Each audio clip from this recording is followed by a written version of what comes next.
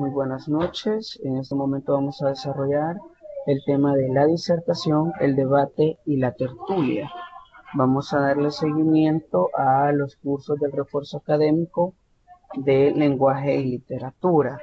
Estos temas ya se han abordado principalmente en los foros, en uno de los foros a los cuales se les está compartiendo toda la semana, ¿verdad? Esta presentación y en esta presentación voy a necesitar que la mayoría de los aspirantes también logren participar.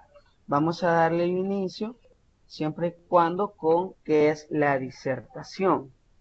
Bueno, la disertación decimos que se le llama disertación al razonamiento que se caracteriza por ser un producto de un pensamiento detenido y metódico acerca de un asunto o una materia. Luego, como segunda definición, tenemos que las disertaciones casi siempre se realizan frente a un público amplio. Es raro que se den en un ámbito privado, en tanto suelen tener como misión fundamental la de exponer y transmitir una información, a la par de convencer a una audiencia. Principalmente la disertación es algo que nosotros conocemos con otro nombre, con algún otro sinónimo, ¿verdad? Pero quisiera preguntarle a uno de los aspirantes qué entienden por disertación. Tenemos conectada a Elisa Escobar, a Angélica Fuentes. Si no tienen habilitados sus micrófonos, me gustaría que por lo menos sí me lo transmitieran por medio del chat. Referente referente a las definiciones que le hemos puesto en esta lámina, necesitaría saber qué es disertación para ustedes.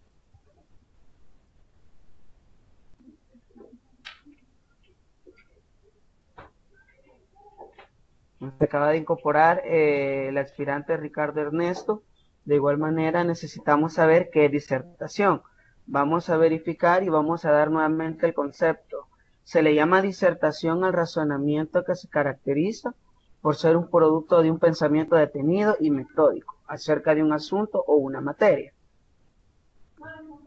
Bueno, vamos a dar 2 minutos para que me respondan qué entienden por disertación. Tienen habilitado también el chat. Si ustedes están viendo mi pantalla en esta parte de acá, ustedes la habilitan aquí en el chat y pueden escribir la respuesta, si no pueden comunicarse por medio del micrófono. Bueno, estamos viendo que en este momento están un poco callados. Vamos a darle una definición más práctica a la disertación. La disertación no es nada más que toda aquella exposición, digámoslo de esa manera, de una persona con la única regla que la persona que expone da a conocer un pensamiento racional sobre una materia, sobre un proceso, sobre todo ese tipo de conocimientos. Cualquier conocimiento que uno desee expresar se puede hacer por medio de una disertación, una exposición o una clase. Nosotros conocemos la disertación por un nombre más práctico como una clase. Puede ser una clase, un módulo o puede ser simple y sencillamente una ponencia. Inclusive un video puede ser una disertación. El objetivo principal de la disertación es transmitir una información. Aparte de transmitir una información, es tratar de convencer a una audiencia, ya sea que esté presencial o que esté por un medio electrónico, así como lo estamos nosotros. Lo que yo estoy practicando en este momento es una disertación, ya que yo les estoy dando el conocimiento de qué se trata, definiéndolo, y ustedes son la audiencia que yo debo de convencer para determinar si la disertación es este tipo de términos o no. Es muy diferente y vamos a ver las diferencias entre lo que es el debate y lo que es la tertulia. Pero para mientras vamos a darle seguimiento al tema y vamos a ver unas características para que ustedes puedan diferenciar un término de otro. Primero, una característica es que se expone de manera congruente una perspectiva sobre un tema de interés para los receptores. Esta característica casi siempre se da, de lo cual no es ideal, pues el público puede que no le preste atención al tema a discutir o al tema a plantearse. pero en teoría los receptores sí tienen que tener un interés práctico. Como les mencionaba, una clase, uno va a clases de matemáticas y los receptores tienen un interés de aprender ese tipo de conocimiento lógico. De igual manera, vamos a la segunda característica, la cual expresa que sustenta la exposición mediante una estructura lógica argumentativa de ideas. Es decir, que la disertación no tiene que ser solo lanzar ideas al azar, ¿verdad? Sino más bien la estructura debe ser lógica. Y la estructura lógica que ya todos conocemos puede ser de lo particular a lo general o de lo general a lo particular. De esa manera podemos darle una estructura lógica. Los argumentos tienen que ver en relación a el desglose de lo que es lo general a lo particular. Es decir, abarcando, la argumentación tiene que ir dirigida, abarcando temas generales y desmenuzándolo a lo más particular o de lo particular a lo general. Dicho de otra manera o algo que ustedes más conocen, podríamos hablar de género y de especie. Entonces podemos desglosarlo para hacer una estructura lógica en la disertación, empezando por el género, avanzando hasta la especie, o de la especie avanzando hasta el género. Luego tenemos como siguiente característica que tiene un tono más natural que el discurso y no debe leerse sino presentarse como una estructura fluida y comentada. Es decir, para disertar no es necesario tener una estructura, sí tiene que tener la estructura, pero lo que no tiene que tener es un contenido palpable, pues, o un contenido que esté expreso y esté cuadrado. Por eso mismo no se puede leer como un discurso. Un discurso uno tiene la idea, la forma, y luego la tiene que leer para que no se le escape nada. En el caso de la disertación, da posibilidades a expandirse más sobre el tema.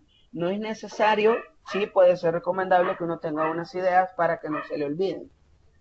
Como les mencionaba al principio, lo que estoy haciendo en este momento es una disertación, una exposición o una clase. De esa manera se podría entender. Entonces, debe de ser natural como se está haciendo en este momento, no tiene que ser tan pausado y no debe de leerse en toda su característica. Puede tener unas ideas o una guía, pero más que todo, la disertación se tiene como característica, una de sus características principales, la naturalidad y la fluidez. Es decir, yo puedo hablar sobre este tema y expanderme todo lo que sea necesario para que ustedes, que son los receptores, lo comprendan de la manera más fácil o se convenzan de la idea que sí les estoy transmitiendo. Luego, tenemos como última característica que puede plantear interrogantes y reflexiones, más que respuestas y soluciones. Esta es una característica muy básica, ¿verdad? Sí no, es una regla general que se plantee más que todo interrogantes o reflexiones. Y puede haber una excepción, no significa de que no se deban de dar respuestas y soluciones a algún tema. Es decir, ahorita porque estamos haciendo una disertación de un tema del lenguaje, que es como una ciencia estructurada, ¿verdad? Pero si habláramos de un tema más complejo, como podría ser un tema de sociales, por ejemplo, y hablamos de política o hablamos de algún tema que no tenga una estructura básica lógica, sino más bien que se deben de estudiar varios factores sociológicos, podemos plantear algún tipo de interrogantes o reflexiones más que algunas respuestas. Como un ejemplo bien básico, la delincuencia. Podemos plantear la interrogante de por qué en algunas zonas donde se encuentra un gran índice de pobreza, el alza o el índice de delincuencia es mayor. Es una pregunta. La respuesta no la podemos generar así de la nada, pues, porque tenemos que estudiar datos estadísticos, tenemos que revisar, aparte de datos estadísticos, datos psicológicos, datos sociológicos, tenemos que ver inclusive datos antropológicos, criminalistas, penalistas. De esa manera la diserción no está diseñada para generar respuestas o alguna solución, sino más bien reflexiones interrogantes sobre el comentario que les hice o el ejemplo que les hice sobre la hipótesis de la criminalidad en países, en zonas, perdón, con un índice de pobreza muy alto. Podemos dar una reflexión, como por ejemplo, si el Estado eh, cuidara o propiciara inclusive o velara por estas comunidades con un índice de pobreza mayor, posiblemente podríamos disminuir lo que es el índice de violencia. Son ejemplos de cómo podemos distinguir una disertación. Ahora bien, esta es la estructura básica de la disertación. Quiero que presten bastante atención, todos los aspirantes, necesito que presten bastante atención en las características y la estructura, ¿verdad? Ya que se los voy a preguntar más adelante. Y recuerden, esta es la mejor manera de que ustedes puedan resolver sus dudas. En este momento ustedes no tengan pena, no hay ninguna pregunta que sea mala y en todo caso yo estaré para evacuarlos. Y si no, vemos si de alguna manera se la resolvemos, ¿verdad? Vamos con la estructura de la disertación. Primero tenemos una entrada o un inicio, el cual se trata de la puesta en común del emisor con el receptor y el tema. Debe de captar la atención, despertar la curiosidad y la empatía.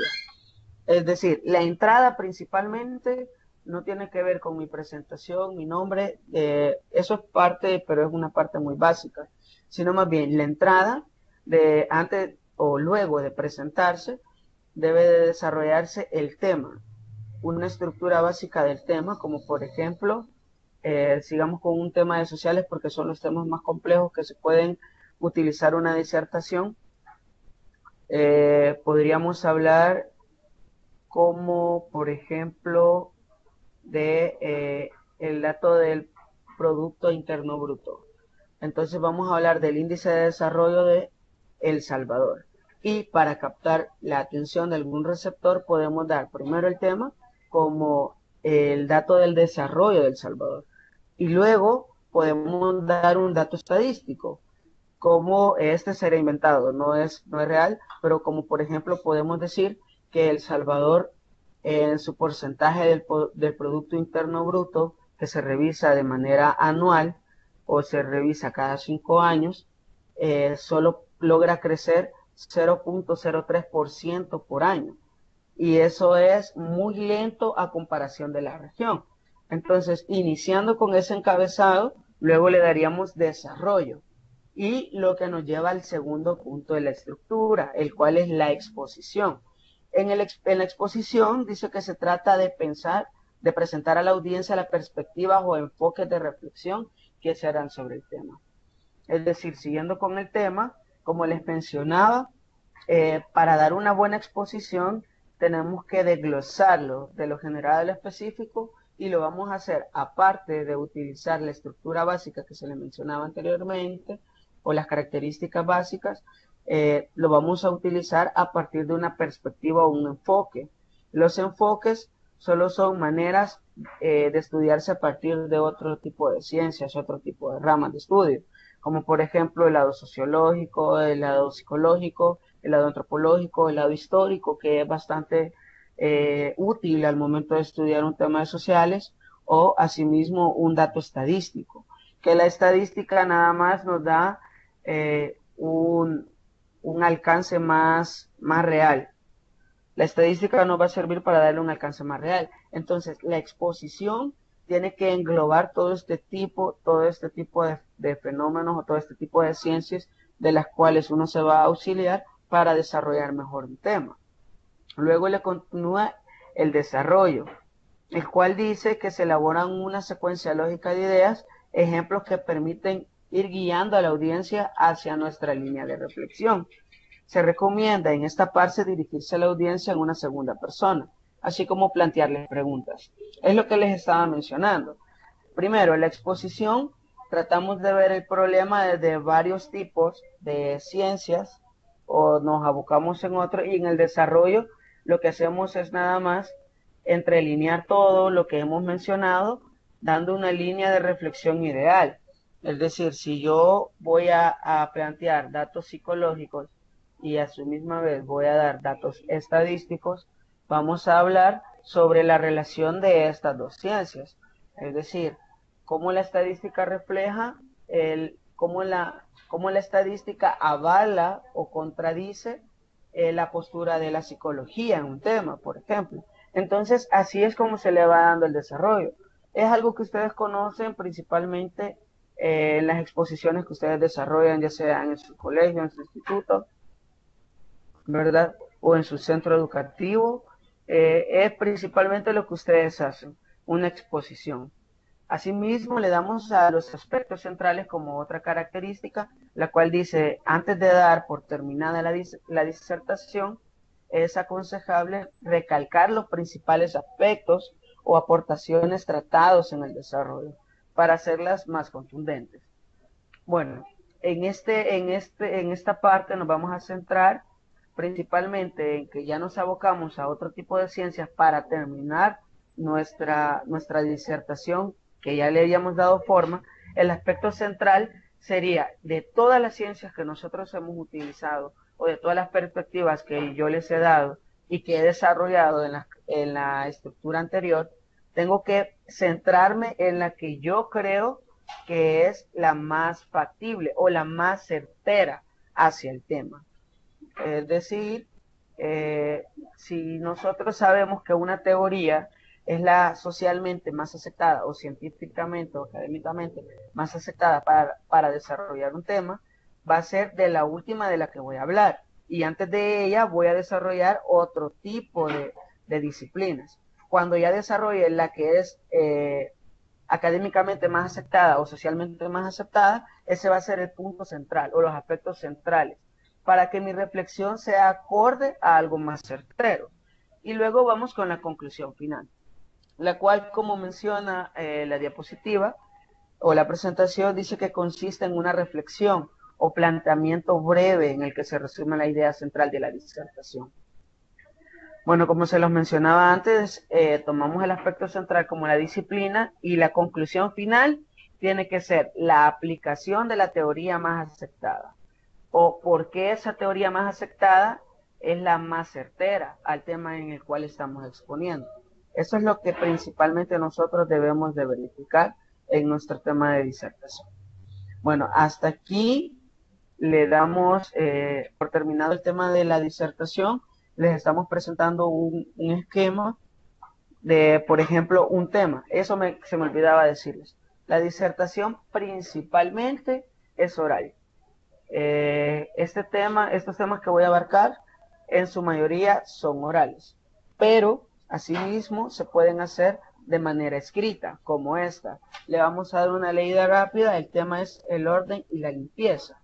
Como objetivo, que sería el encabezado, si ustedes recuerdan en la estructura, la primera parte de la estructura era empezar con el encabezado, el cual es disponer favorablemente a los participantes para lograr y mantener un correcto orden y limpieza.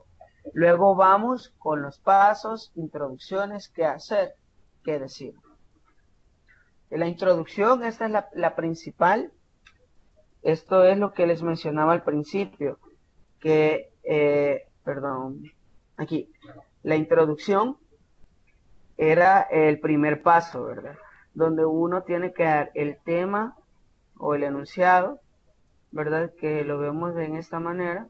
Y luego, ¿qué es cómo se va a desarrollar este tema? Si lo pueden ver, solo son ideas básicas, no es un discurso, sino más bien son ideas. Dice, el orden y la limpieza es importante, tanto para la producción como para las condiciones de un trabajo.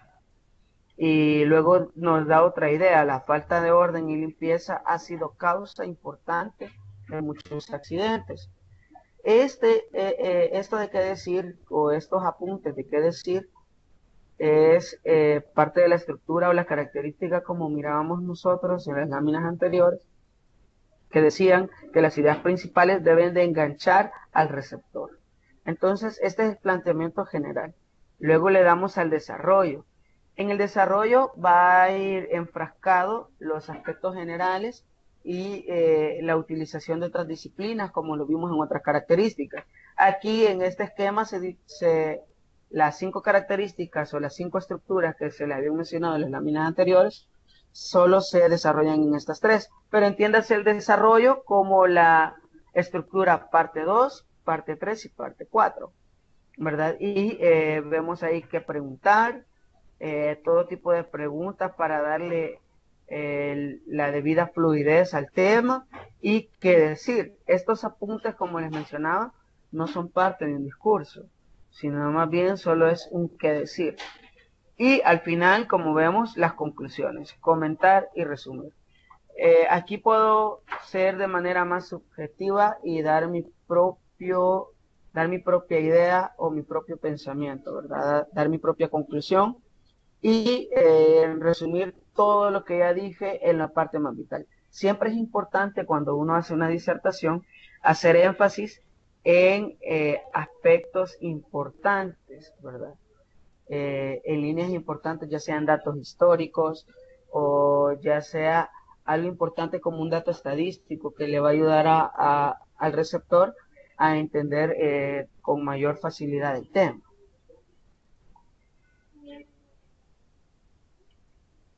Uy, perdón, se nos cayó la diapositiva, permítanme.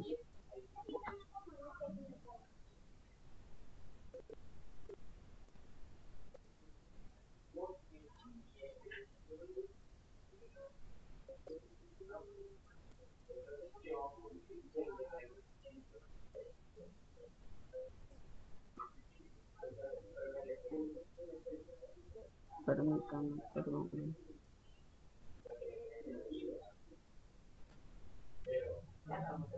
Bueno, vamos con la segunda parte. Perdón. Bueno, vamos aquí.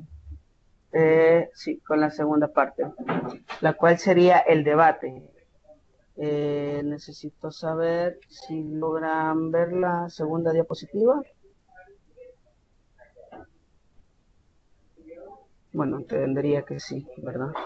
Vamos con el debate, que es el segundo tema y es el tema que a la vez se nos es un poquito más extenso, ¿verdad? Y antes de comenzar con el debate quería saber si hay alguna pregunta de su parte. ¿Tienen alguna pregunta con respecto a la disertación? Así le evacuamos en este momento.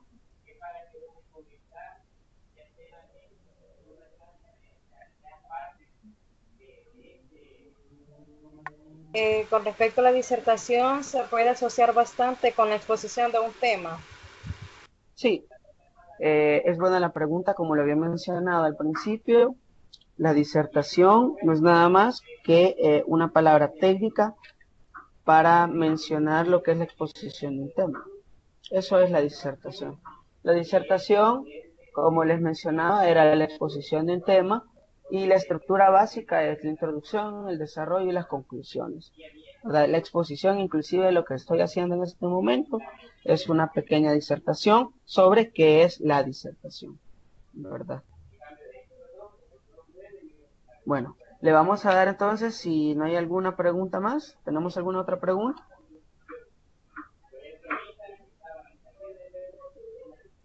Bueno, Giovanni por chat dice, como las charlas de TED. Sí, si es con referencia a algún foro, desconozco que sea TED, pero si es con referencia a un foro, vamos a ver algunas características, porque un foro se viene pareciendo más a un debate, ¿verdad?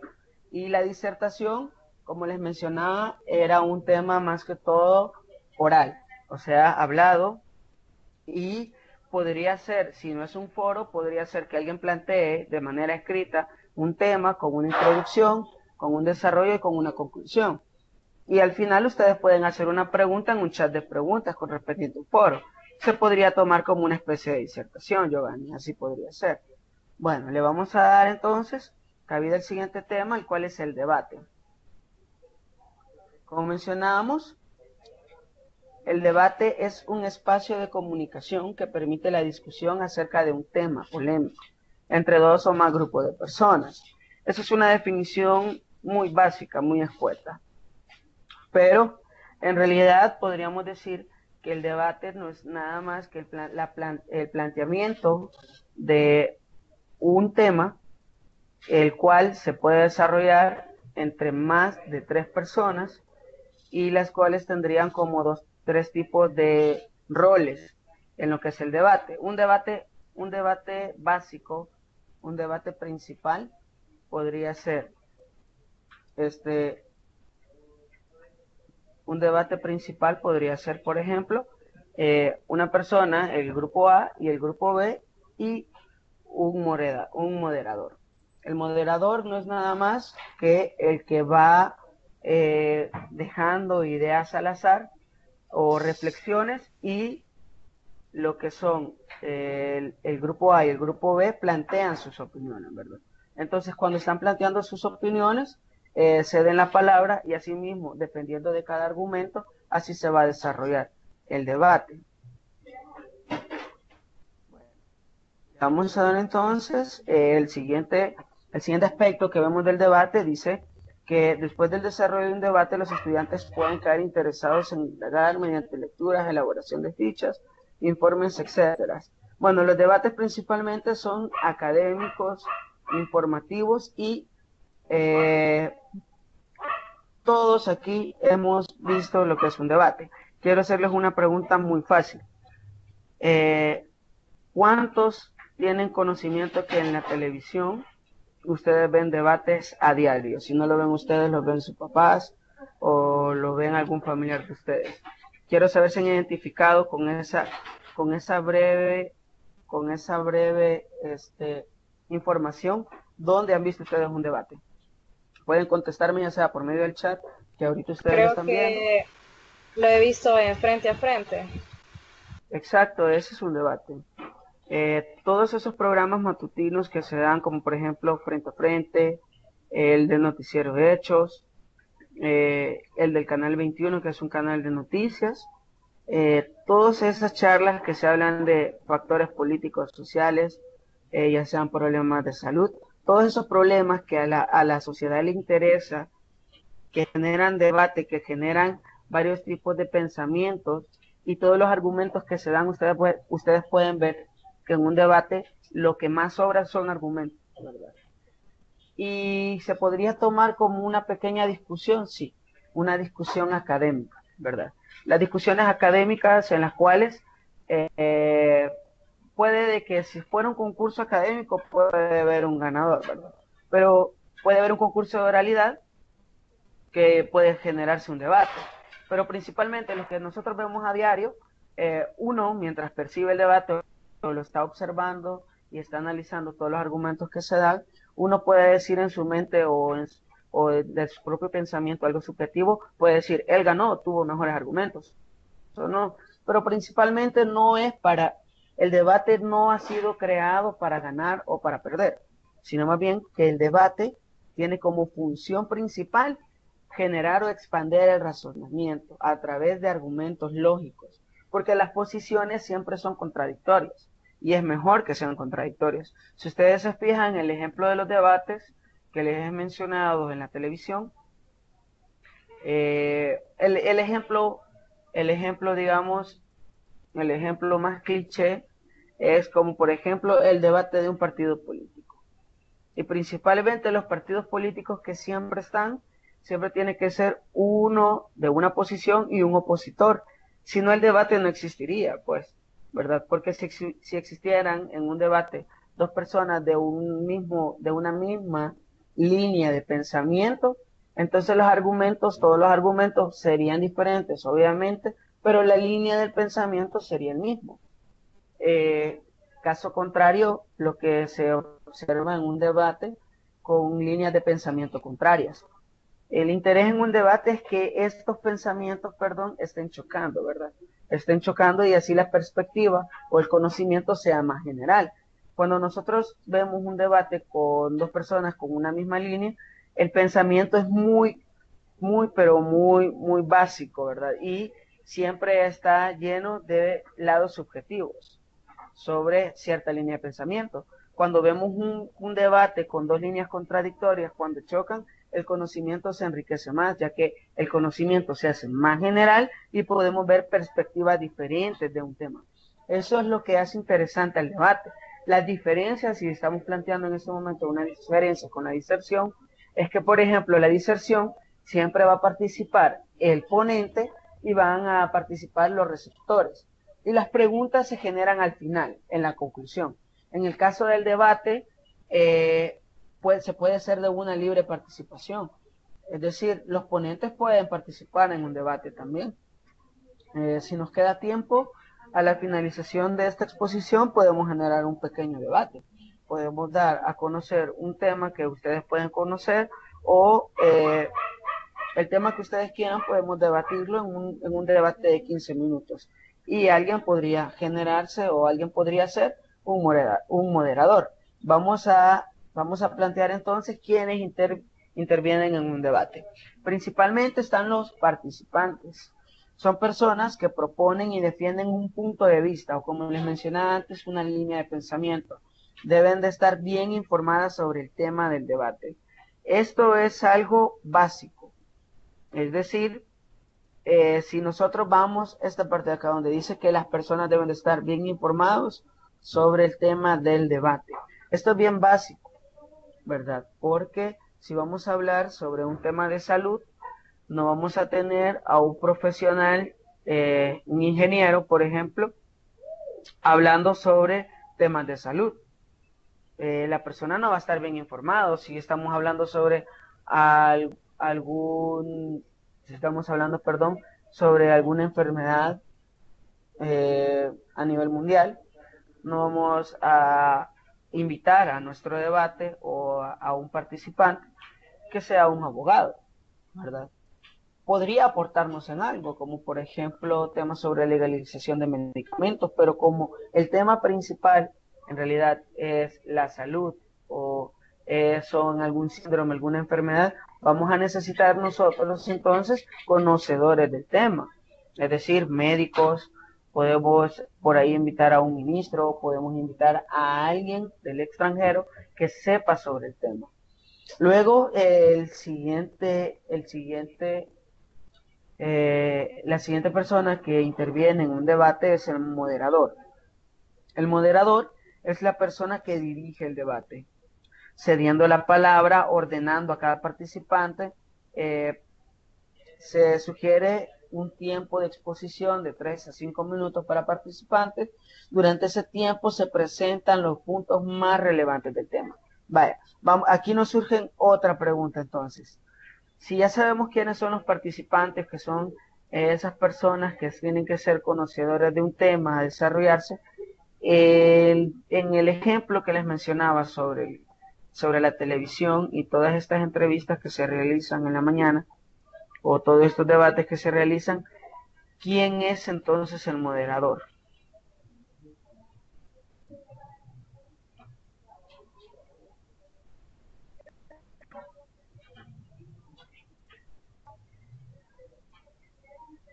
¿Cómo fue la pregunta en sí?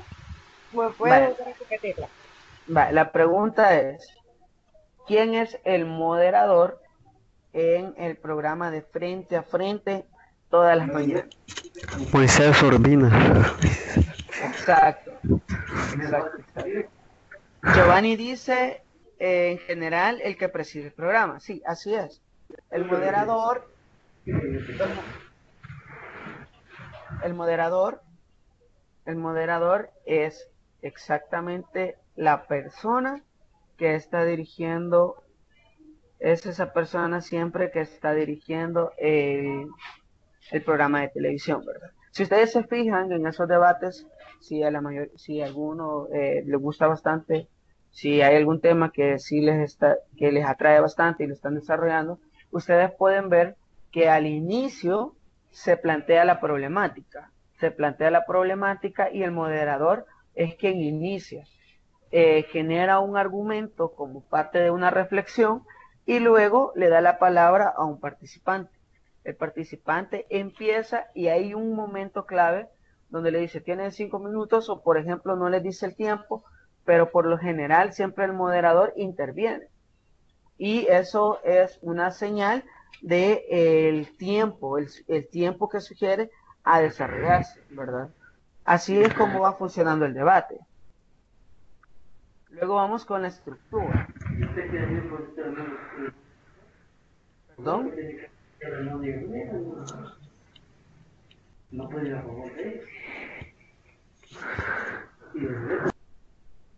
No se escucha, no sé si es Ricardo Ernesto, si tenía alguna pregunta.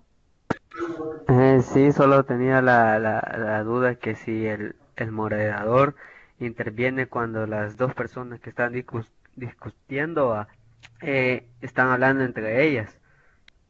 Sí, vale, lo que sucede es que el moderador, eh, la función principal es dirigir el debate, pero aparte de dirigir el debate, él es el que debe de poner un orden o debe de centrar a la persona cuando están divagando. No sé si ustedes han logrado observar, por ejemplo, cuando se está debatiendo y un participante empieza a hablar de política, por ejemplo, el tema es un factor social, como por ejemplo la construcción de calles. Empezamos hablando sobre el problema de los baches en la calle y que nadie se hace responsable, bla, bla, bla. Entonces, el tema principal es este.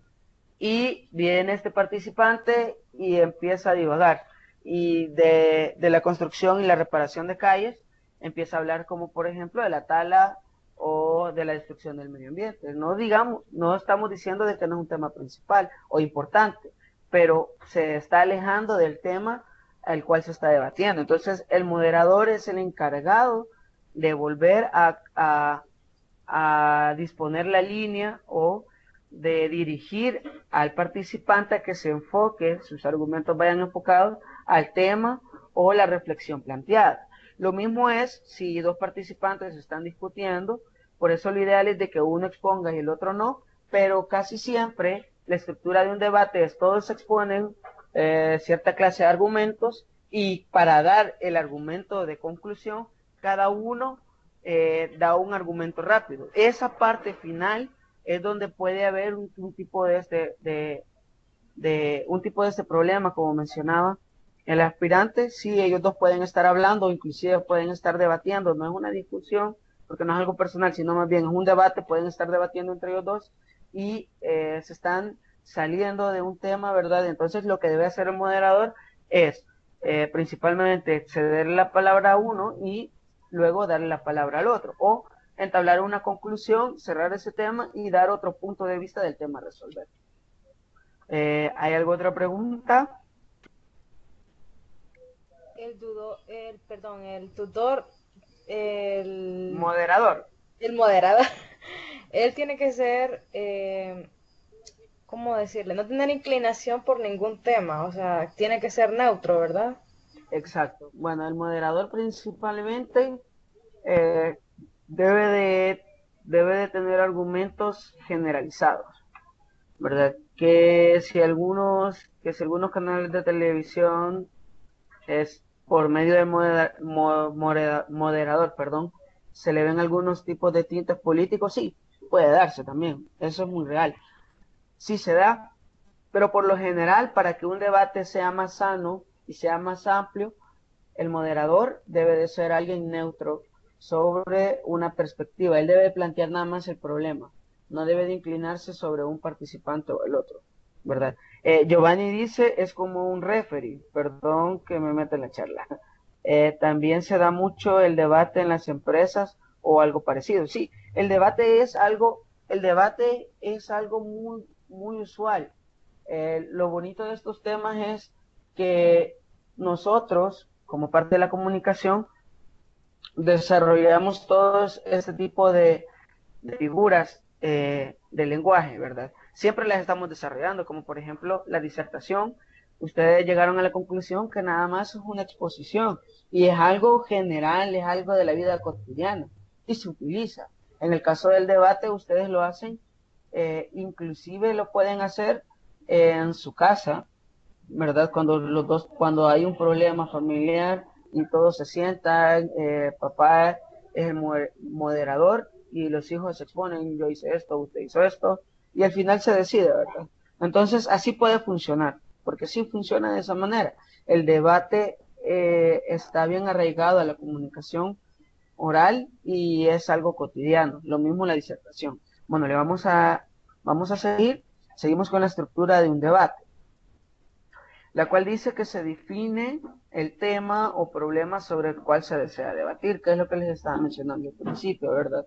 En estos programas de televisión, inclusive sacan un pequeño reportaje de unos 5 minutos para ahorrarse esta parte de definir el tema, ¿verdad? Inclusive he visto algunos de esos programas donde sacan algunas entrevistas a peatones sobre algunos puntos de vista de la gente. Y así se puede iniciar el debate. Luego dice que la organización de los equipos de trabajo. Eh, Se llama equipos de trabajo en este caso sobre un debate complejo, pero el debate que nosotros logramos ver en la televisión, en estos programas matutinos, no se organizan grupos, pero sí se organizan líneas de pensamiento. Como les mencionaba, cada participante debe de tener un punto de vista diferente. Eso es lo que enriquece el debate. Luego dice preparar participación para el debate. Esta es parte del moderador, perdón. Esta es parte de la estructura de él, ¿verdad? Porque él, en su estructura, debe de tener puntos de vista a los cuales debe desarrollarse. Y también estas partes de desarrollarse deben tener una estructura lógica, un sentido lógico, un orden cronológico, como se vea. Luego dice, deben de haber hipótesis y tesis planteadas. Esto es bien básico, ¿verdad? Porque los debates se dan sobre el desarrollo de un tema. Y el desarrollo de un tema puede ser descriptivo o puede ser, puede ser descriptivo o puede ser de una manera deductiva. Y para desarrollarlo de esta manera se deben de generar hipótesis y tesis. Luego, llevar a cabo el debate, que es lo que se mencionaba, ¿verdad? Una vez que uno tiene la estructura, solo la fluidez va a depender de cada orador o cada participante. Y luego, el moderador debe ayudar a plantear el tema, que es lo que les mencionaba. En estos programas de televisión, el presentador casi siempre cuando está cediendo la palabra y finaliza un tema, da un argumento. El argumento ayuda a finalizar un punto del debate y luego genera otro argumento o otra pregunta o un interrogante que inicia el punto del, o sea, el tema es genérico, ¿verdad? Pero lo que se deben de desarrollar en el debate son puntos, ¿verdad? Puntos o temas que son bases o son parte del tema de desarrollarse como un todo. Entonces el moderador debe de plantear, aparte de temas, mayores análisis, datos estadísticos también pueden funcionar para la estructura de un debate. El argumento como herramienta básica del debate. Esto es básico. El argumento es lo que le da inicio al debate. Perdón, y le damos seguimiento de esta manera. Primero necesitamos saber qué es un argumento, ¿verdad? Y decimos que un argumento es un razonamiento mediante el cual se interpone probar o refutar o justificar una proposición o una tesis en un discurso dirigido con una finalidad. Es la expresión oral o escrita de un razonamiento.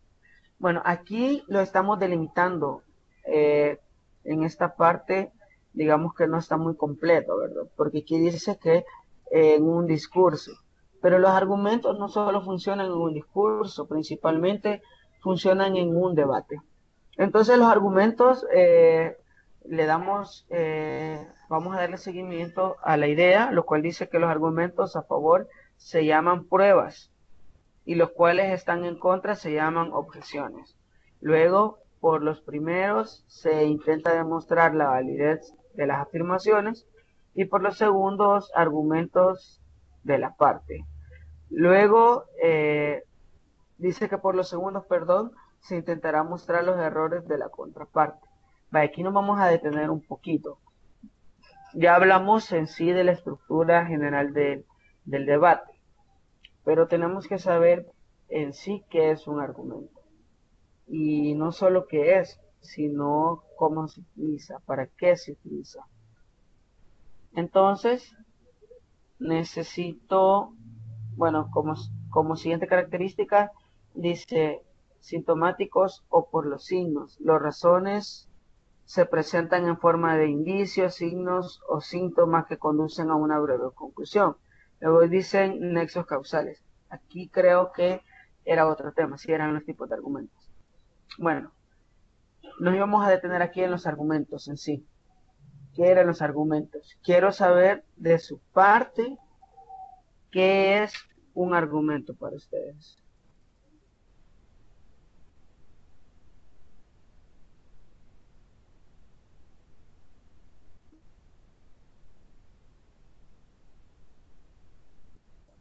Perdón, solo quiero ver.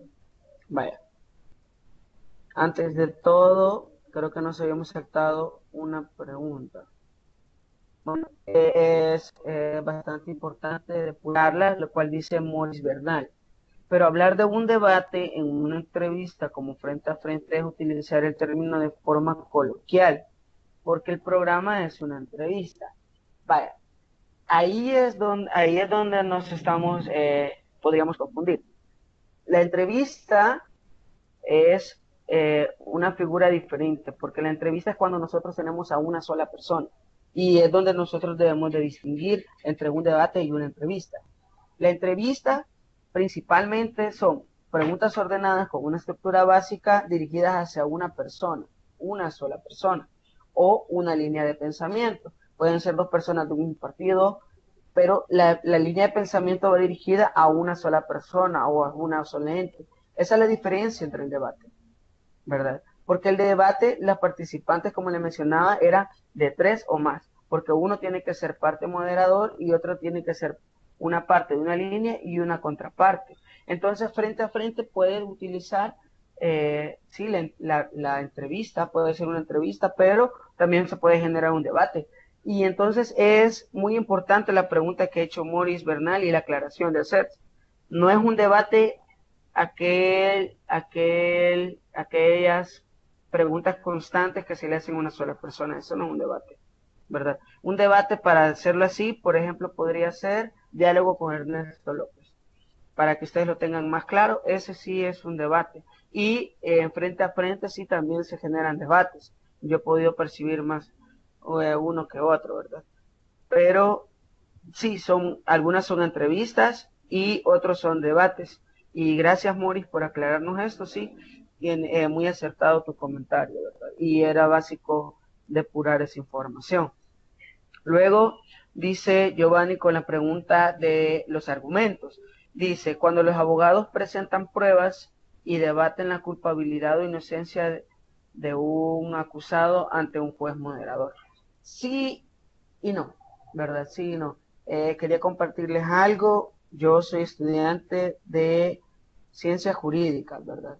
Y lo que menciona Giovanni, sí, es bastante acertado, ¿verdad? Porque sí, podría ser un debate, pero la diferencia entre un debate y un juicio, principalmente, me podría extender en el tipo de juicio, ¿verdad? Pero me imagino yo que el juicio al que él se refiere es un juicio penal, porque no todos los juicios son iguales, pero la diferencia entre un debate y un juicio es principalmente que el juez no solo es moderador, sí hace funciones de moderador, pero el juez tiene una obligación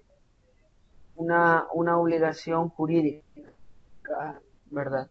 Y él solo sirve no como un ente mediador tampoco, porque ahí no se discute si alguien es bueno o malo, sino más bien el juez es el encargado de aplicar la ley, ¿verdad? De aplicar la ley. Entonces, no es lo mismo, porque un debate sí tiene características principales o algo básico, como por ejemplo, se defiende con argumentos, pero los argumentos deben de ser jurídicos, legalmente fundamentados. Y el juez, que al final, si lo quieren ver de manera moderador, no solo elige quién gana, sino que también debe discernir una pena a través de pensamientos jurídicos.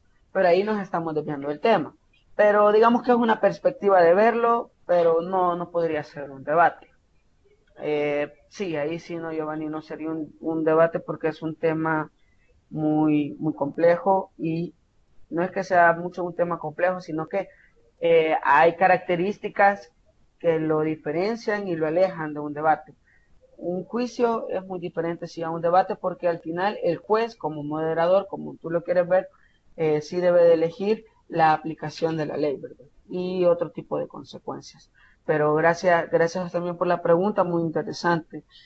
No sé si alguien más tiene otra pregunta también que se le pueda ayudar. Si no, continuamos con el desarrollo de los argumentos. Bueno, creería que no, le vamos a dar continuidad. Bueno, como mencionaba, entonces los argumentos sí son esos comentarios, digámoslo así, con un razonamiento en el cual uno debe de desarrollar una postura. Esto es básico. Los argumentos siempre deben de desarrollar posturas ya sea de una ideología, de un pensamiento o de un orden científico, una teoría científica podría ser, ¿verdad? Entonces, básicamente es eso. Un argumento deben de ser hechos reales. Eso es muy importante, que sean hechos reales. Entonces, como vemos aquí, en esta parte dice que los argumentos a favor se llaman pruebas y los argumentos en contra se llaman objeciones. Los primeros intentan demostrar la validez de las afirmaciones o argumentos de la parte. Como les estaba mencionando, cuando están en el debate, primero se les da la palabra a uno y él da un argumento, lo cual para él tiene que ser algo fehaciente, algo certero. Y cuando se le da la palabra a la contraparte, él debe de argumentar o destruir el argumento que la otra persona ha desarrollado, ¿verdad? Como ustedes se fijan, eso es bien común, pero bien común en diálogo con Ernesto López. Si lo logran ver algún día, es bastante bueno. Les recomiendo que lo vean los viernes, que es una edición especial, ya que los panelistas son bastante buenos. Bueno, luego sigue los tipos de argumentación y lo vamos a desglosar de esta manera. Dice que son sintomáticos o por signos. Dice que las razones se presentan en forma de indicios, signos o síntomas que conducen a una breve conclusión. Por ejemplo, no sería extraño que Juan tuviese un infarto.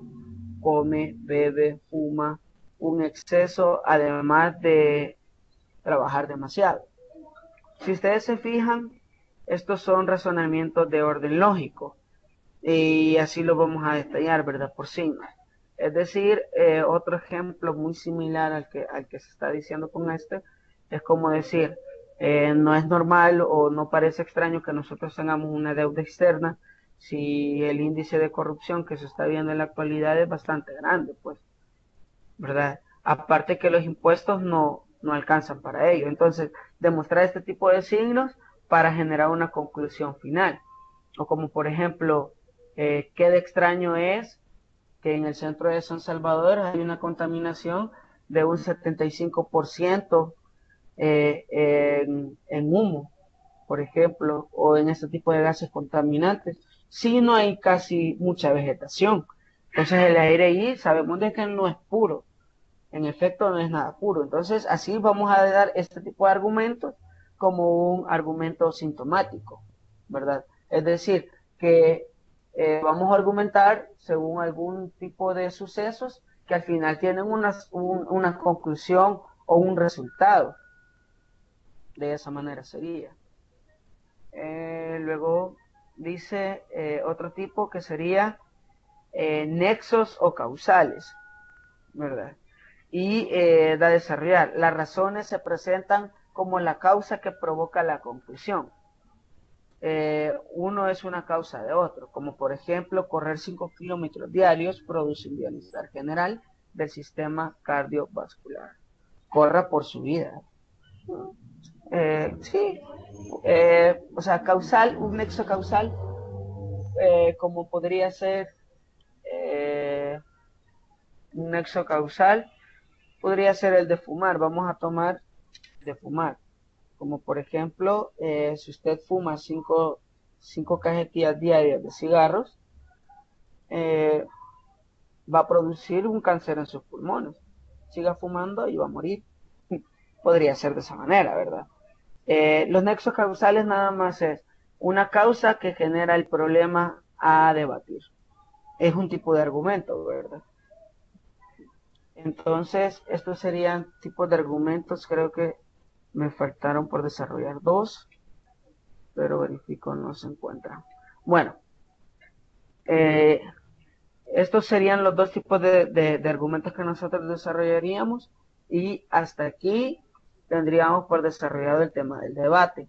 No sé si ustedes tienen algún tipo de pregunta en las cuales pueda ayudar por este medio. Vamos a dar unos 2 minutos para preguntas.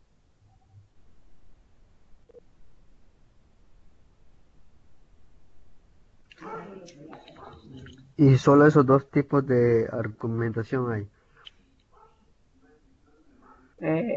No, hay más tipos de argumentación. Yo recuerdo había agregado dos más, pero del que sí me acuerdo era uno descriptivo, ¿verdad? Y el otro que era muy parecido al causal, pero el descriptivo, los argumentos descriptivos eran aquellos que al mencionarse describían el problema en sí, que son los que más se utilizan. Este tipo de argumentos es el que más se utiliza, ¿verdad? Porque es el que le da el desarrollo prácticamente al debate.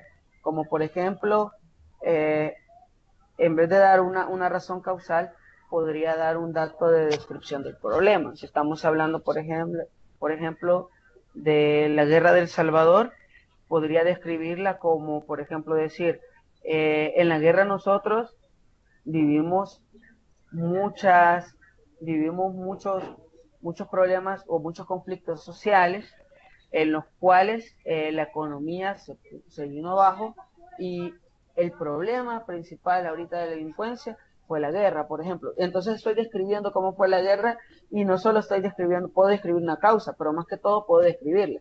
Esa es una básica.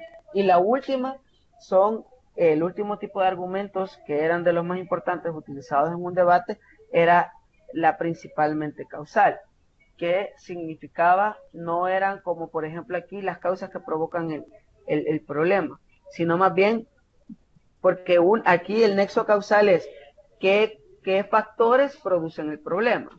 Pero en el caso de los argumentos causales, quiere decir que el problema existe, pero gracias a ese problema hay un más allá, como por ejemplo el de las calles. Vamos a hablar este ejemplo, el de los hoyos en las calles y el poco mantenimiento. Entonces, el problema en sí es que hay muchos agujeros, muchos baches en la calle. Y puedo argumentar yo que por esos baches, los carros sufren se sufren accidentes, hay víctimas mortales, esas son causas del problema. Y la diferencia entre los nexos causales, para que yo a ustedes no les dé una confusión, es que el nexo causal dice las causas de por qué se genera el problema. En el caso de las calles podría ser, es que no se le da mantenimiento a las calles y por eso las calles tienen baches. Ese es un argumento nexo causal. Pero en el caso del argumento causal, digo yo, hay muchos baches en las calles y eso ocasiona muertes a diario. No sé si logran percibir la diferencia entre el nexo causal y el causal. El nexo causal son aquellos factores que producen el problema y el causal es el problema y el problema y las causas que produce ese problema. No sé si hay alguna confusión, pero se los podría desarrollar como por ejemplo en otro tema para que tal vez les quite ese tipo de confusión. No sé si les queda claro. Sí, queda claro. Ok. Bueno, entonces terminaríamos hasta aquí el tema de los tipos de los argumentos y el tema de debates. Quería saber si ustedes tienen alguna otra pregunta.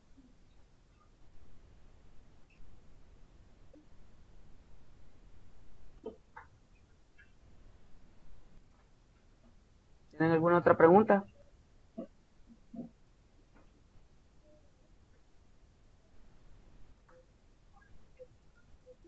Bueno, veo que Morris está escribiendo.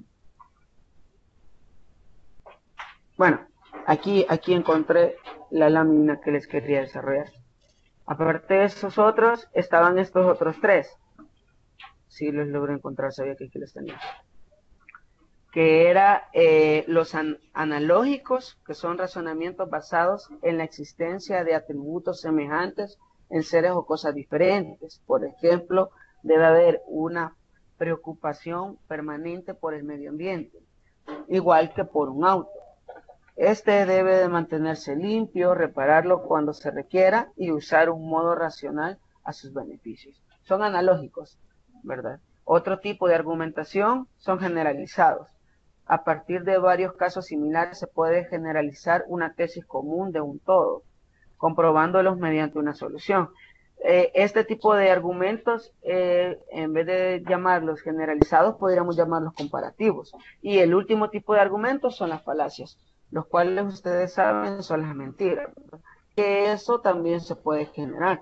Recuerden pues, cuando se lleva un debate se lleva un especialista, y este especialista si ve que en su debate sus argumentos tienen menos poder que el otro participante, fácilmente puede recurrir a alguna falacia, ¿verdad? Entonces esos serían los otros temas, otro tipo de argumentos a desarrollarse. Luego dice Morris, no, gracias por su información. Giovanni dice, son fallas en la lógica. No sé a qué se refiere, si son fallas en la lógica. Veamos más arriba. Su juicio penal. Bueno, tal vez luego nos aclara a qué se refiere Giovanni con fallas en la lógica. Bueno, entonces creería yo que no sé si les queda alguna otra pregunta sobre los otros dos tipos de argumentos los otros tres tipos de argumentos que se les había mencionado. Si no, le damos por continuado, ¿sí? Bueno, entonces el moderador tiene que tener bastante conocimiento sobre el tema que están tratando en el debate para así poder percibir las falacias, supongo, ¿verdad? Sí, en algunas ocasiones puede ser así, pero principalmente o por lo general es la contraparte la que debe darse cuenta de que se está brindando una falacia, porque por lógica sí se tiene que ser personas estudiadas sobre el tema a desarrollarse. El moderador es el que en teoría debe de conocer más sobre esos aspectos para que sea más fluido el debate. Pero sí, las falacias sí existen. Existen en los debates y principalmente en debates políticos siempre van a haber falacias. Y eso no es necesario también que el moderador se dé cuenta o otro tipo de participante se dé cuenta. A veces es necesario también que el espectador o el receptor se dé cuenta de eso, ¿verdad? Y recordar que es fundamental que en los debates los argumentos que se utilizan principalmente sean de los tipos anteriores antes que la falacia, ¿verdad? Porque si no el conocimiento se detendría y no tendría sentido la razón de generar un debate si vamos a generar una falacia. Pero, y por eso mismo estamos hablando de los que son los tipos de argumentos de objeciones, para eso funcionan, para desmentir falacias o para destruir otro tipo de argumentos. Bueno, le vamos a dar vamos a empezar con el último tema, que el cual sería la tertulia, ¿verdad? Este lo hemos dejado para el final.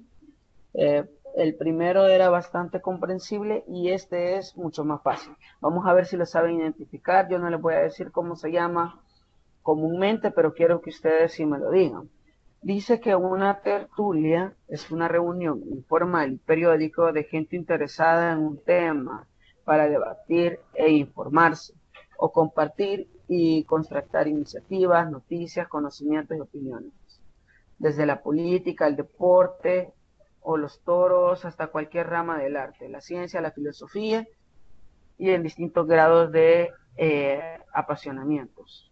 Luego dice que las tertulias suelen ser reuniones de tarde o noche en localidades públicas, como un café o una cervecería, y en ámbitos más rurales, y ya sea inusuales, en una robótica o un casino. Luego, la etimología de la palabra tertulia. como un precedente físico y quizás como un romano que aparece en la distribución del público en los corrales de la comedia. La Real Academia Española le da a tertulia un origen incierto. En el Diccionario de Autoridades de 1739 queda definido como junta voluntaria o congreso de los discretos para discurrir en alguna materia, o junta de amigos y familiares para conversaciones y juego y otras diversas honestas, que se solían dar tras la comida y las llamadas sobremesas. Luego, estos eran unos aspectos básicos o históricos o unos datos interesantes o históricos. Dice que en el ámbito de este tipo de reuniones se englobarían muy diferentes tipos de tertulias, algunas de ellas más afines a los esquemas de los salones. Así pueden hablarse de tertulias literarias, musicales, artísticas, políticas, de café, de botánica, en fin, de cualquier tipo de temas. Entre los términos asociados y sinónimos de la tertulia se podrían anotar reuniones, veladas, corrillos, grupos, clubes, círculos, conversaciones coloquiales, charlas y sobremesas.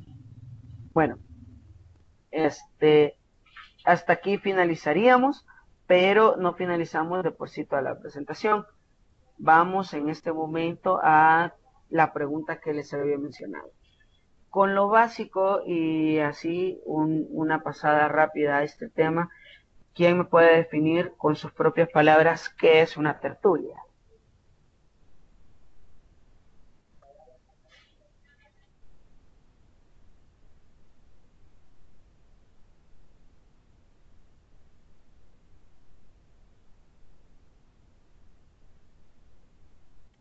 Anímense o no les queda claro. Vaya, les voy a poner en este lado de la presentación sobre la que los definía.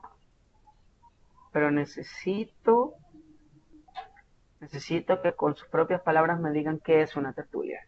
Y voy a estar leyendo la definición para que no estén copiando.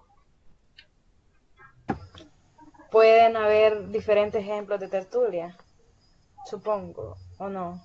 Sí, es que hay diferentes tipos de tertulia, sí, pero los tipos en realidad no se engloban como en un género de lenguaje, sino más bien, la tertulia es algo tan general que los tipos de tertulia se pueden dividir entre los temas y el lugar donde se da. Esos son los tipos, como por ejemplo tertulia sobre deporte. Se puede dar en cualquier lugar, pero el tema en sí es el deporte. Y podría ser tertulia de el cibercafé o tertulia, ustedes pueden conocer algún lado de la U, por ejemplo, tertulia en la Plaza Minerva. Se va a llamar tertulia porque van a estar ubicados en ese lugar, entonces esa va a ser la característica de la tertulia. Vamos a ver, dice Maurice Bernal, es una reunión informal y voluntaria, tomarse un café y filosofar del tema. Sí, es podría ser una definición muy acertada, una charla, sí, eso es, en realidad eso es, digámoslo de esta manera, es la manera científica es la manera científica de definir una plática normal entre amigos. Puede ser entre amigos, entre recién conocidos, pueden ser entre compañeros de clase. Dice Morris, pero la tertulia es periódica, sí, exacto. Eso es lo que la diferencia y puede ser o no puede ser periódica. Sí puede ser periódica en muchos casos y puede que no. Por ejemplo, lo periódico lo va a definir las personas o el grupo que asisten a la tertulia. Una tertulia, por ejemplo, puede ser ese grupo de alcohólicos anónimos que se reúne cada viernes a tomar café y hablan sobre sus experiencias. O pueden ser ustedes que cada sábado van a jugar fútbol en la cancha y luego de que terminan quedan hablando sobre el partido o hablan sobre alguna liga que les guste o algo así. De esa manera puede generarse una tertulia. Y es bastante básico lo que dice él, que sea periódica, ¿verdad? Porque si no se tomaría como una charla casual. Pero las tertulias tienen que ver más que todo, como les mencionaba, o un tema en específico, sobre, por ejemplo, que ustedes cada fin de semana hablen con sus padres sobre algún tema de política o sus amigos sobre algún tema de videojuegos. Eso puede ser, ¿verdad? Kenia dice, me imaginé el ejemplo de los alcohólicos. Sí, podría ser. Sí, lo que sucede es de que el tema de los alcohólicos sí, más que una ponencia o más que un debate, es una tertulia, ¿verdad? O lo que ustedes usualmente conocen como jugar juegos de azar, naipear o chivear, como le dicen en buen salvadoreño, o en ese modismo, puede ser una tertulia. Ustedes pueden hablar de cualquier cosa y se reúnen a esa hora, o pueden, no necesariamente tiene que ser a esa hora para que sea una tertulia, pero lo que sí es que ustedes tengan un tema en sí. Luego dice Kenia, me imaginé el ejemplo de los alcohólicos, la tertulia tiene que ser oral. Sí y no. Los foros son tertulia, eso quería hablar. Los foros en su mayoría, la mayoría de foros son tertulias más que debates. Hay foros que se dedican a debatir, sí, porque hay moderadores, pero en el caso de la tertulia se da más que todo en foros, en chats, ese tipo de comunicación, ese tipo de comunicación, sí, sí puede generarse como una tertulia. Dice Maurice Bernal, pero en el caso de Alcohólicos Anónimos hay más que todo catarsis. Sí, pero es que el tema de los Alcohólicos Anónimos yo les mencioné como cuando se toman el café y se ponen a hablar, porque cuando están frente a un público y hablan sobre una especie de un testimonio y hablan sobre lo que ellos han logrado hacer gracias a abstenerse a beber alcohol, podría tomarse como catarsis. Pero lo que yo estoy hablando es esa reunión consuetudinaria que uno hace cada viernes, por ejemplo, no sé cuántos días se reúnen ellos, y yo he logrado percibir que ellos, los más antiguos, no entran a escuchar lo que dicen las personas, sino más bien se quedan afuera y entre ellos se ponen a hablar, se toman el café y empiezan a hablar de cualquier tema de política. Entonces, esa reunión periódica se le llama lo que es una tertulia, ¿verdad? A eso me refería. Luego dice Kenia, entonces la interacción que estamos realizando en este momento puede catalogarse como una tertulia. No, no se puede catalogar como una tertulia, a menos que nosotros pongamos un tema para que sea efecto de una tertulia. En este caso, lo que estamos haciendo nosotros es una disertación, porque yo ya finalicé con mi exposición y ustedes al final solo están con la parte de preguntas y respuestas, ¿verdad? Dice Giovanni, ¿es una cita? Mm, Dependiendo, podría ser una cita. En las citas uno tiende a hacer una tertulia sobre cualquier cosa, ¿verdad? Y si uno tiene una novia, luego puede hablar sobre eso cada vez que uno se le plazca, y sí puede serlo, dependiendo. Pero lo que les quería hablar sobre la tertulia es que son aspectos bien básicos. Y parte de la historia de la cual yo leí en la tertulia es que se utilizaban más que todo después de las celebraciones. Por eso aquí hay una palabra que les quería dejar bien claro, que era la palabra, permítanme, que tenía que ver con mesas, las sobremesas, esta acá. Para las sobremesas, esa era una palabra para llamarse a cuando los reyes tenían en la historia, cuando los reyes tenían una celebración, por cualquier cosa que fuese, después de esa celebración y después de la comida, tenían tertulias que podrían durar 7, 8 horas, acompañadas de vino, bebidas embriagantes, claro, podría ser, ¿por qué no, verdad? En algunas partes o en algunos casos, eh, ese tipo de acciones puede generar una tertulia, ¿verdad? Entonces sí, podría funcionar de esa manera. Y en la historia así funcionaba. Después de que los reyes tenían las celebraciones y se daban los banquetes, después de las sobremesas se desarrollaban las tertulias. Luego dice Giovanni, citarse con los amigos junta a sobremesa. No, sobremesa es lo que les estaba explicando. Sobremesa es como decir, hablar sobre la mesa, sobre cualquier tema. Kenia Escalante, pero la tertulia puede ser entonces como un diálogo común. Sí, pero lo que lo hace diferente, como nos aclaraba nuestro compañero Morris, tenía que ser más que todo lo consuetudinario, que uno ya tiene una cita o ya tiene esa costumbre. Y por eso les mencionaba los primeros ejemplos. Cuando usted va a jugar fútbol y después se queda hablando sobre eso, Alcohólicos Anónimos, cuando afuera se queda hablando usted sobre eso. Eh, un grupo de amigos que después de cada clase se reúne sobre una mesa y empiezan a hablar sobre un tema en común, podría ser una tertulia. En realidad este tema es de los más básicos, ¿verdad? Es de los más básicos, pero sí hay que saberlo distinguir, por ejemplo, de un diálogo común y corriente, de una charla común y corriente, ¿verdad? ¿Hay alguna otra pregunta? Vaya, vamos a hacer entonces en este caso, quiero que pierdan la pena y vamos a hacer algo diferente, ¿verdad? Lo que vamos a hacer en este momento, vamos a desarrollar un debate y yo voy a ser el moderador. Entonces, vamos a ver, aquí puedo ver que todos pueden utilizar el micrófono, solo que ahorita lo tienen bloqueado. Entonces, como yo voy a ser el moderador, voy a decidir quiénes van a hablar y vamos a dar un tema en específico. Voy a dar 1 minuto, 2 minutos. ¿Quieren ustedes elegir el tema o quieren que lo escoja yo?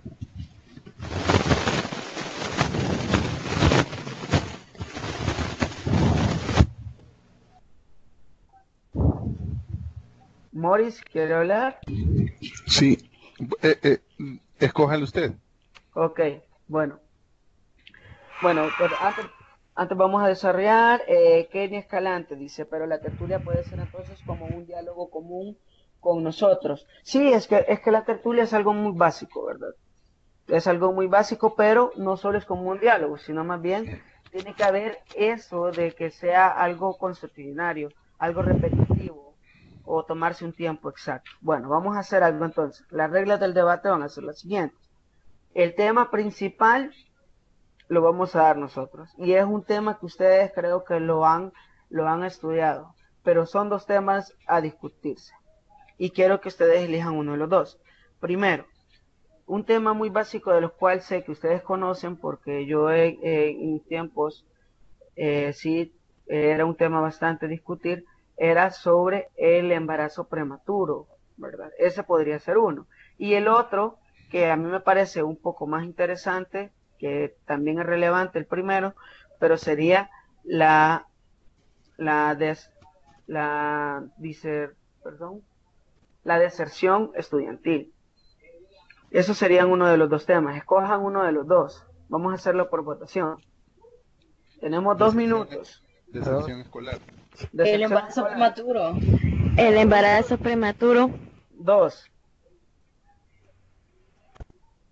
A ver, más respuestas, más respuestas.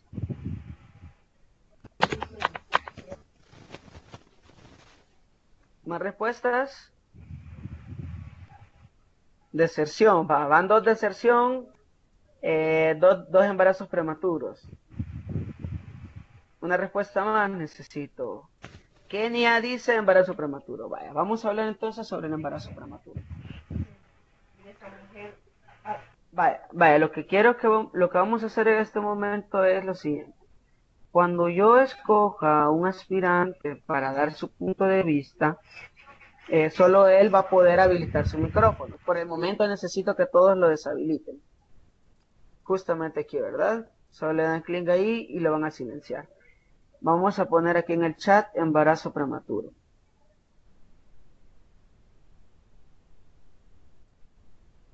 Vale. Como yo voy a ser el moderador, vamos a dar el primer argumento y que es algo muy real. Ustedes pueden apoyarse en este momento si tienen datos que compartir. Yo lo que necesito es que ustedes, aparte de que estén escuchando, necesito que busquen información en internet ustedes sobre el embarazo prematuro y necesito que busquen la información que más se adecue a su línea de pensamiento, ¿verdad? Eso es lo principal. Entonces, el primer argumento que yo voy a dar es el siguiente. Hace poco estaba leyendo yo una noticia estadística dada por el diario El Mundo. la cual mencionaba estadísticamente sobre el embarazo prematuro. Estábamos hablando de niñas de 9 años a 19 años.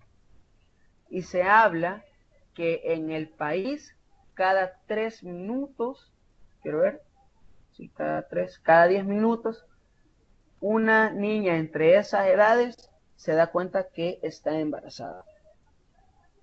Entonces, lo relevante del tema es qué está haciendo el Estado, qué está haciendo el Estado para prevenir este tipo de problemas. Porque sabemos que educación sexual sí se da en las escuelas, educación sexual sí está fundamentado en el sistema educativo, pero necesitamos mayores argumentos que nos den a englobar o a desarrollar más este tema. Principalmente lo que necesitamos hablar nosotros es cuál es el factor, según nuestros panelistas, que son ustedes, cuál es el factor que incide en el embarazo prematuro. Vaya, tiene la palabra en este momento Elisa Escobar. Tiene un minuto para responder, si no vamos a seguir con otro. Puede habilitar su micrófono Elisa o puede escribirle.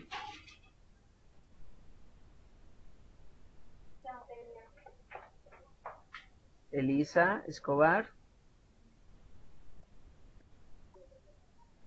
Bueno, en ese caso entonces la pregunta va dirigida para la aspirante Erika. Necesitamos saber qué factores han incidido en el embarazo prematuro en El Salvador.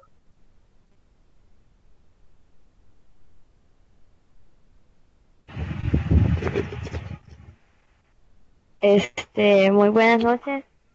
Uno de los factores sería la orientación en la familia. Sí, pero necesito que desarrolle más el tema. O sea, ¿cómo ve usted? Ajá, sí. Sí, ¿cómo percibe usted la orientación en la familia, que es relevante o es un factor importante para el embarazo prematuro? Sí es muy importante, ya que muchas niñas los padres no le dan un consejo o una orientación. O sea, hay veces que muchos adolescentes caen en eso y salen embarazadas a temprana edad porque sus padres nunca les han orientado o les han mencionado sobre el tema. Entonces las niñas están como es la palabra, están como se me ha ido la palabra, o sea, no saben sobre eso, entonces ellas caen en eso y, o sea, cometen el error ya que sus padres no les han orientado. Entonces, para mí sí tiene que ver mucho la orientación familiar, porque una persona que no sabe sobre eso, o sea, siempre va a caer en el problema, digamos. Claro. Bueno, entonces, sí, necesitamos que deshabilites ahorita tu micrófono. Bueno, es un punto muy importante lo que está desarrollando Erika. Ella menciona que el embarazo prematuro tiene como un factor principal la educación sexual en la familia como parte principal. Ahora, Morris, necesito saber qué opina usted sobre el argumento de Erika y quiero que le dé también quiero que haga, eh, quiero que dé su punto de vista con referente a las medidas que según usted cree que el Estado está tomando o que le falta tomar al Estado para solucionar este tipo de problemática. Tiene la palabra, Boris. Bueno, yo creo que no no estoy de acuerdo con respecto a que el factor más importante es la falta de orientación familiar. De hecho, sí incide porque la desintegración familiar contribuye a que, por ejemplo, si las familias son monoparentales, Me imagino yo en el caso de un padre tratando de dar orientación a una hija, es bien difícil por la misma cultura nuestra. De hecho, hablar del sexo en la familia todavía es un tema tabú. Sin embargo, los niños, las niñas, los adolescentes tienen exceso de información.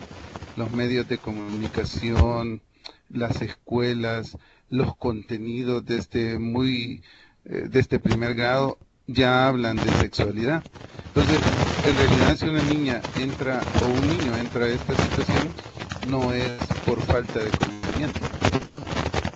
Otra cosa importante es que las leyes, por ejemplo, actualmente se acaba de reformar el Código de Familia y es un delito que personas que sean menores de edad tengan relaciones sexuales, independientemente si hay consentimiento de parte de ellos. Entonces, Claro. Solo aleje un poquito el micrófono. ok, ahí estamos bien. Ahí. Ok, entonces, básicamente no es por desinformación. Yo lo que creo es que tiene que ver un poco más con la parte, digamos, de, de la, es algo cultural, ¿verdad? La música, por ejemplo, el reggaetón y todo ese tipo de música actual, es lasciva, incita a básicamente eso, los movimientos y todo lo demás. Pero la pregunta es, bueno, ¿y qué está haciendo el Estado? No, el Estado está haciendo lo que tiene que hacer dentro de las posibilidades, pues, de los recursos nuestros. Y, por ejemplo, se ha reformado la ley, el Código de Familia, tenemos la ley Lepina, tenemos el caso de la protección a la niñez y a la mujer. Y hay todo un trabajo dentro del sistema educativo donde hay como un enfoque dirigido a género, donde se le da prioridad, por ejemplo, a la protección de las niñas específicamente. Bueno, en la universidad, yo he visto, por ejemplo, allá en la Nacional, he visto últimamente digamos, como un auge, llamémosle así, digamos, un trabajo de ciertos grupos que están, digamos, como señalando a las personas que están acosando sexualmente y lo están divulgando porque he visto una gran cantidad de propaganda pegada fuera de la U, pero también se están señalando, de hecho ya hay algunos catedráticos universitarios que han sido juzgados en eso. Entonces, digamos que todos los poderes del Estado, el legislativo está haciendo nuevas leyes, el judicial está metiendo presos a estas personas y pues cada uno dentro de su, digamos, de su rol. Pero sí el Estado está haciendo bastante, claro, todavía culturalmente tenemos que trabajar mucho. De acuerdo. Muy importante, muy acertado el dato que daba Maurice, ¿verdad? Pero vamos a poner en este caso otra disposición. Ya abordamos en sí, eh, ya abordamos en sí algunos factores que inciden en el embarazo prematuro sobre el exceso de información o la poca información o la orientación familiar. Pero, ¿será acaso que la educación sexual se está dirigiendo a un mal receptor? Es decir, les estamos enseñando educación sexual a los niños, pero no se le está enseñando educación sexual a los padres para que se le empiecen a transmitir a los niños desde temprana edad. Ese tipo de temas o esa línea de pensamiento voy a necesitar que la desarrolle Kenia. Por favor. ¿Me podría repetir en sí cómo es lo que tenemos que desarrollar? Vaya, la idea general es educación sexual sí hay en las escuelas, pero ¿qué hay de la educación sexual que se le debe de transmitir a los padres para que ellas se lo transmitan a los hijos? Es decir, nosotros tenemos educación sexual a temprana edad, ¿verdad? Todos, es un plan de gobierno, tiene mucha razón Morris, es un plan de gobierno, desarrollar una protección contra la mujer. Si ustedes han visto inclusive el tema el feminicidio, ha dado un auge, ¿verdad? Por el tipo de sociedad que nosotros tenemos. Pero, ¿qué hay de los padres? O sea, ¿qué tipo de información están manejando los padres? Porque principalmente la educación primaria no es la que se enseña en el kinder o no es la que se enseña en primer grado. La educación primaria es la que se enseña en la familia. Entonces, yo quiero saber, o quiero que desarrolle usted, Kenia, ¿cuál creería usted que sería el método o cree usted que sería conveniente que el Estado implementara un tipo de programa, ¿verdad? Para que los padres tuvieran educación sexual para transmitírsela a sus hijos. Eso es lo que necesito que desarrolle. Pues tiene mucha razón al decir de que la educación comienza en casa y pues comienza desde los padres, desde la confianza que los padres nos pueden brindar a nosotros como hijos.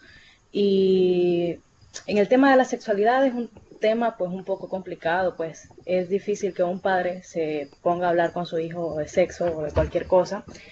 Y pues hay medidas que se pueden tomar para llegar hacia los padres y no directamente desde los hijos. Se puede tomar ideas desde los promotores o las personas que trabajan en las unidades de salud, los cuales muchas veces han brindado charlas en las comunidades, no precisamente en un centro educativo. Y pues para quizás crear conciencia en las personas mayores, que se vaya como quitando ese tabú de que se ha mantenido pues años atrás. Estamos en el año 2018, pues pleno siglo XXI, creo que los tabús que se manejaban es de ir rompiendo con ellos. Entonces, a lo que yo quiero llegar es que pueden haber organizaciones que lleguen directamente hacia los padres y hagan conciencia en ellos que los niños de ahora no son como los niños de antes. Pues tienen más acceso a información con respecto al sexo. Antes dicen, bueno, incluso mi abuela decía, yo pues llegué a tener hijos y yo no sabía ni por dónde me iban a salir, dice, pero, pero ahora los niños saben todo, desde kinder ya ellos ya saben y ya van como creando una identidad sexual desde muy pequeños. Entonces, creo que el problema no está en los niños, sino en los padres, en la confianza que se debe de brindar y pues ojalá que el Estado cree algunas más organizaciones para que puedan concientizar. Y pues eso es un factor, ya que además del embarazo prematuro, se da el embarazo que no planeado y no precisamente en niñas, sino que creo que el problema va desde que las mamás pues no van teniendo como sus cuidados y no dan como un buen ejemplo tampoco. Además de eso, el embarazo prematuro no precisamente se puede dar por una niña mal informada, sino también hay diferentes medios como las violaciones y pues son diferentes puntos que se pueden ir tocando en el embarazo prematuro. Muchas gracias, Kenia, muy acertada también. Bueno, tenemos dos aspirantes que ahorita no nos han participado y se me ocurren dos temas o dos puntos a desarrollarse. Vamos a cerrar con Giovanni, pero primero necesitaría que Ricardo Ernesto nos ayude con el tema de los medios de comunicación y la exposición de, los medios de comunicación y la exposición de contenido para adultos en horas diurnas, en horas tempranas y el acceso a los niños a ese tipo de información. Si me ayuda Ricardo sobre su punto de vista con respecto a la sexualización de la mujer también en los medios de comunicación a cualquier hora y el fácil acceso a este.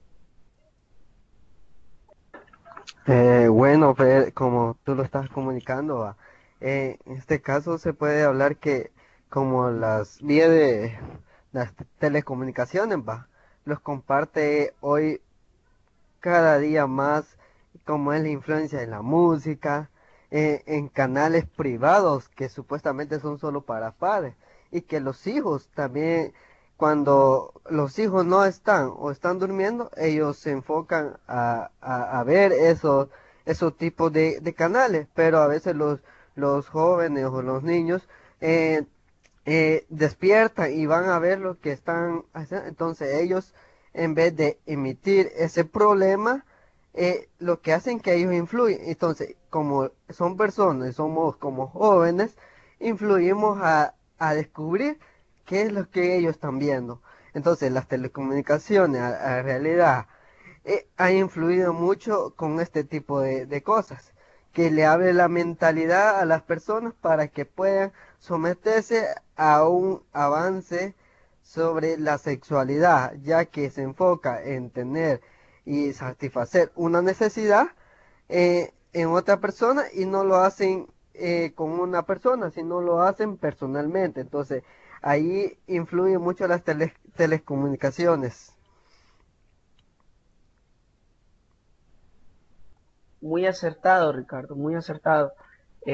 Gracias por tu participación.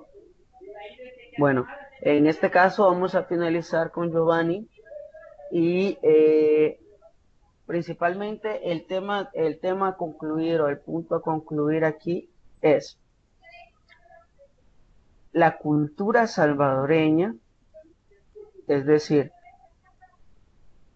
en el embarazo prematuro.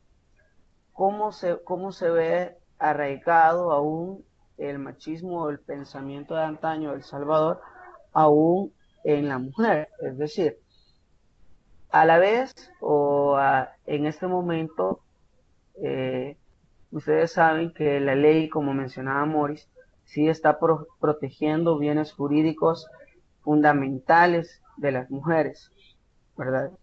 Y es porque la ley tiene como base fundamental eso, proteger bienes jurídicos de los cuales hay vacíos legales. Se necesita no solo una ley penal en El Salvador, sino más bien una ley especial para protección de mujeres por toda la violencia que las mujeres, eh, o sea, toda la violencia que en la sociedad al momento se le está atribuyendo a la mujer. Hay muchos casos renombrados, ¿verdad? Pero no hablemos mucho de los casos renombrados, sino hablemos más de los 50, más de los 100 años que la mujer ha sido reprimida en El Salvador y nadie decía nada, era algo normal, ¿verdad? Entonces, lo que yo quiero que desarrolle en este momento Giovanni es cómo influye el machismo, diciéndolo de esa manera, o cómo influye la preferencia de género y la cultura salvadoreña en el embarazo prematuro, ¿verdad? Por diversos factores, factores de violencia, cualquier tipo de factor, pero quiero que me plantee su idea correspondiente a la violencia de género y a la cultura salvadoreña con respecto al embarazo prematuro.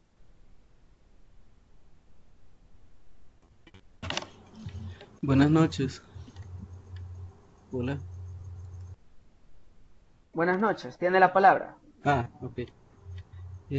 Bueno, es un tema bastante amplio, pero para empezar, lo que es el embarazo prematuro no delimitamos, pero estaba investigando, considerándolo de menores de 20 años o incluso menores de 15, en ese rango. ¿Por qué se da el embarazo? Se tocó el tema de la educación sexual, ya sea en la escuela o en la familia, que es importante. Y también alguien ahí dijo sobre el tema de las violaciones, que aquí ya entra otro tema un poquito más complicado, que también entra lo que es la cultura machista que tenemos. Sí, es cierto que influye mucho, pero la mayoría de embarazos que se dan en adolescentes, bueno, en niñas más que todo, es por violaciones, y generalmente es un familiar el que lo hace. Y el caso de educación sexual o últimamente tal vez ya han escuchado lo que es la ideología de género. Es un movimiento activista que ya lleva algunos años, que se desligó de lo que es el feminismo, pero es más bien una como aberración. Lo considero así, perdón si ofendo a alguien, pero el caso que quería comentar puntualmente es sobre, más allá de educación sexual, machismo, y lo que el Estado está haciendo, o que en realidad solo son medidas paliativas, por decirlo así. Es el caso de la ideología de género y sus derivados, que incluso leí una noticia por ahí, en Europa ya son un partido político los activistas de la pedofilia. Esto ya es peligroso porque ya pueden meter manos legalmente para defender ellos su preferencia por los niños, ¿me entienden? Y este es un caso bastante complicado, no solo esto que les menciono, sino el caso de la iglesia, y también, bueno, los artistas, algunos, ya saben de quiénes les hablo, y es una cuestión bastante compleja en realidad, se limita solo a la sociedad salvadoreña, no solo a la educación sexual de las niñas a temprana edad, sino un tema cultural bastante amplio. Y no pude encontrar la estadística de la UNICEF, la verdad, pero sí, solo leí por ahí que el 11% de embarazos es de menores, y el riesgo de aborto o de muerte por embarazo prematuro es del 50% abajo de los 20 años. Entonces, mi postura en realidad es bastante amplia, por decirlo así, Claro, que se debe tomar en cuenta muchos factores, y uno de los, la legalidad, como lo menciona el moderador, sí es muy importante, dado que últimamente se está metiendo ya en política ese asunto. claro. Y no sé si, si hasta aquí se puede cerrar el tema, yo creo que es muy amplio, la verdad lo puedo resumir Sí, de otra forma, claro. más simple. No, claro, está muy acertado. Bueno, muy acertados todos. Gracias por la participación. Créanme, espero les haya gustado de verdad la experiencia. Y creo que con esto sí finalizamos ya lo que es nuestro tema sobre la disertación, el debate y la tertulia. Entonces, ha sido de mucho provecho. Les invito a que sigan estudiando y nada, no sé si ustedes tienen alguna otra pregunta. Podemos finalizar ya aquí y gracias por su tiempo en serio. Como les mencionaba en la primera videoconferencia, sí necesito que se esfuercen, los he escuchado a todos, son muy capaces, muy acertados y solo necesito que sí se enfoquen, pues, porque lo pueden lograrlo. He escuchado de verdad todos sus comentarios y gracias a todos. Solamente quedaría ahí, no sé, si tendrían alguna otra consulta o en ese caso, no sé, Héctor, usted me dice y finalizamos ya. Buenas noches. Esperemos, Giovanni está escribiendo. Creo que ya con eso estaría todo terminado. Gracias por la videoconferencia y gracias por la Bueno, participación de los aspirantes. bueno, gracias entonces a mi tutor, el señor Héctor, bueno, el joven Héctor Martínez, y gracias a todos ustedes. Créanme, agradezcan en realidad lo que la universidad está haciendo en este momento para que ustedes se desarrollen, ¿verdad? Porque cuando yo ingresé, este tipo de programas no se implementaban, ¿verdad? Y para mí ha sido una gran experiencia.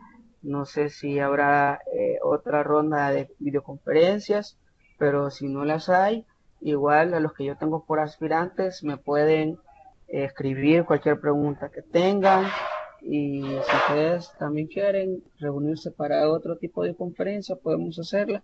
Estoy a su disposición para ayudarles y de verdad les deseo suerte a todos. Muchas gracias porque de verdad me han tenido paciencia y gracias por su tiempo, pues porque es sábado en la noche y todos sé que quieren divertirse, hacer cualquier cosa. Entonces, gracias a todos, en serio, y me despido de ustedes. Adiós.